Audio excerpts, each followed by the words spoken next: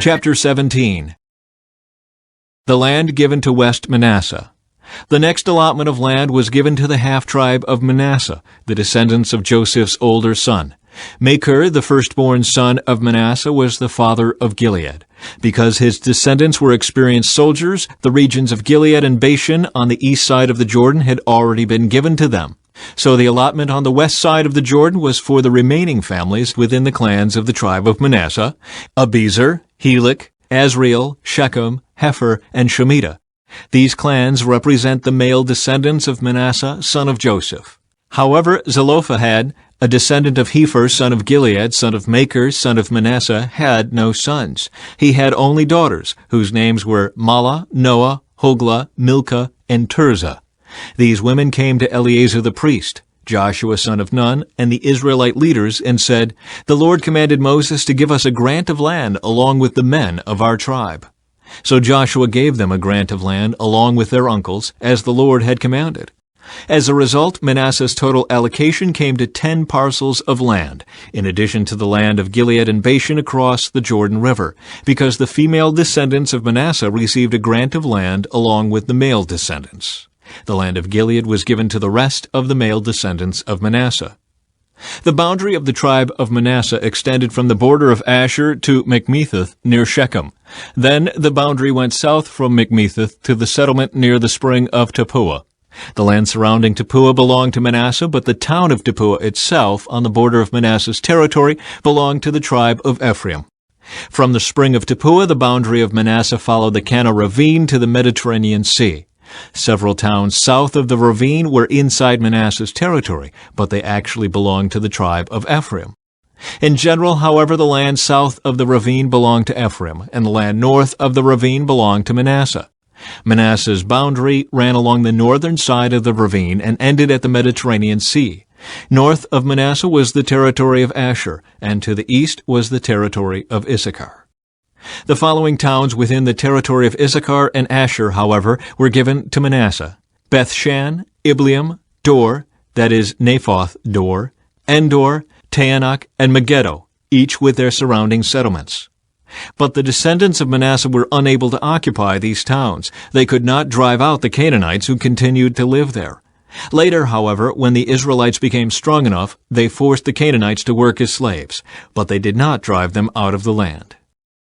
The descendants of Joseph came to Joshua and asked, "Why have you given us only one portion of land as our homeland, when the Lord has blessed us with so many people?" Joshua replied, "If there are so many of you, and if the hill country of Ephraim is not large enough for you, clear out land for yourselves in the forest where the Perizzites and Rephaites live." The descendants of Joseph responded, "It's true that the hill country is not large enough for us, but all the Canaanites in the lowlands have iron chariots, both those in Bethshan and its surrounding settlements, and those in the valley of Jezreel. They are too strong for us." Then Joshua said to the tribes of Ephraim and Manasseh, the descendants of Joseph, "Since you are so large and strong, you will be given more than one portion. The forests of the hill country will be yours as well. Clear as much of the land as you wish, and take possession of its farthest corners. And you will drive out the Canaanites from the valleys too, even though they are strong and have iron chariots." Chapter 18. The allotments of the remaining land. Now that the land was under Israelite control, the entire community of Israel gathered at Shiloh and set up the tabernacle. But there remained 7 tribes who had not yet been allotted their grants of land. Then Joshua asked them, "How long are you going to wait before taking possession of the remaining land the Lord, the God of your ancestors, has given to you? Select 3 men from each tribe, and I will send them out to explore the land and map it out. They will then return to me with a written report of their proposed divisions of their new homeland. Let them divide the land into 7 sections, excluding Judah's territory in the south and Joseph's territory in the north. And when you record the 7 divisions of the land and bring them to me, I will cast sacred lots in the presence of the Lord our God to assign land to each tribe."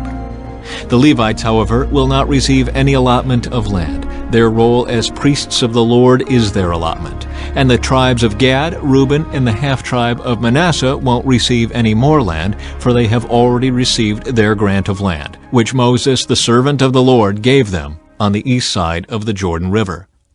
As the men started on their way to map out the land, Joshua commanded them, "Go and explore the land, and write a description of it. Then return to me, and I will assign the land to the tribes by casting sacred lots here in the presence of the Lord at Shiloh." The men did as they were told and mapped the entire territory into 7 sections, listing the towns in each section. They made a written record and then returned to Joshua in the camp at Shiloh. And there at Shiloh, Joshua cast sacred lots in the presence of the Lord to determine which tribe should have each section. The land given to Benjamin. The first allotment of land went to the clans of the tribe of Benjamin. It lay between the territory assigned to the tribes of Judah and Joseph. The northern boundary of Benjamin's land began at the Jordan River, went north of the slope of Jericho, then west through the hill country and the wilderness of Beth-aven. From there the boundary went south to Luz, that is Bethel, and proceeded down to Ataroth-adar on the hill that lies south of lower Beth-horon. The boundary then made a turn and swung south along the western edge of the hill facing Beth-horon, ending at the village of Kiriath-baal, that is Kiriath-jearim, a town belonging to the tribe of Judah. This was the western boundary. The southern boundary began at the outskirts of Kiriath-jearim. From that western point it ran to the spring at the waters of Nephtoah, and down to the base of the mountain beside the valley of Ben-Hinnom at the northern end of the valley of Rephaim. From there it went down the valley of Hinnom, crossing south of the slope where the Jebusites lived, and continued down to En-rogel. From En-rogel the boundary proceeded in a northerly direction and came to En-shemesh and on to Geliloth, which is across from the slopes of Edomim. Then it went down to the stone of Bohan. Bohan was Reuben's son. From there it passed along the north side of the slope overlooking the Jordan Valley. The border then went down into the valley, ran past the north slope of Beth-hoglah, and ended at the north bay of the Dead Sea, which is the southern end of the Jordan River. This was the southern boundary. The eastern boundary was the Jordan River. These were the boundaries of the homeland allocated to the clans of the tribe of Benjamin. The towns given to Benjamin. These were the towns given to the clans of the tribe of Benjamin: Jericho, Beth-hoglah, Emek-keziz, Beth-arabah, Zemaraim, Bethel, Avim, Perah, Ophrah, Capher-ammoni, Ophni, and Geba, 12 towns with their surrounding villages.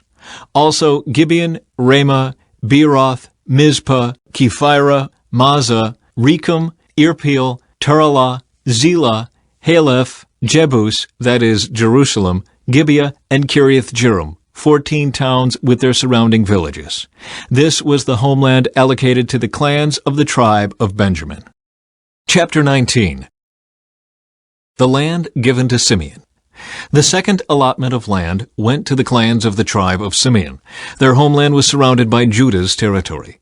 Simeon's homeland included Beersheba, Sheba, Moladah, Hazar-shual, Bela, Ezum, Iltolad, Bethul, Hormah, Ziklag, Beth-markaboth, Hazar-susa, Beth-lebaoth, and Sharuan, 13 towns with their surrounding villages. It also included Ain, Rimmon, Ether, and Ashon, 4 towns with their villages, including all the surrounding villages as far south as Baalath-beer, also known as Ramah of the Negev. This was the homeland allocated to the clans of the tribe of Simeon. Their allocation of land came from part of what had been given to Judah because Judah's territory was too large for them. So the tribe of Simeon received an allocation within the territory of Judah. The land given to Zebulun. The third allotment of land went to the clans of the tribe of Zebulun. The boundary of Zebulun's homeland started at Sered. From there it went west, going past Merilah, touching Dabbesheth, and proceeding to the brook east of Jokneam. In the other direction the boundary went east from Sered to the border of Kisloth-tabor, and from there to Debereth and up to Japhia. Then it continued east to Gath-hefer, Ethkazan, and Rimmon, and turned toward Neah. The northern boundary of Zebulun passed Hanathon and ended at the valley of Iftael.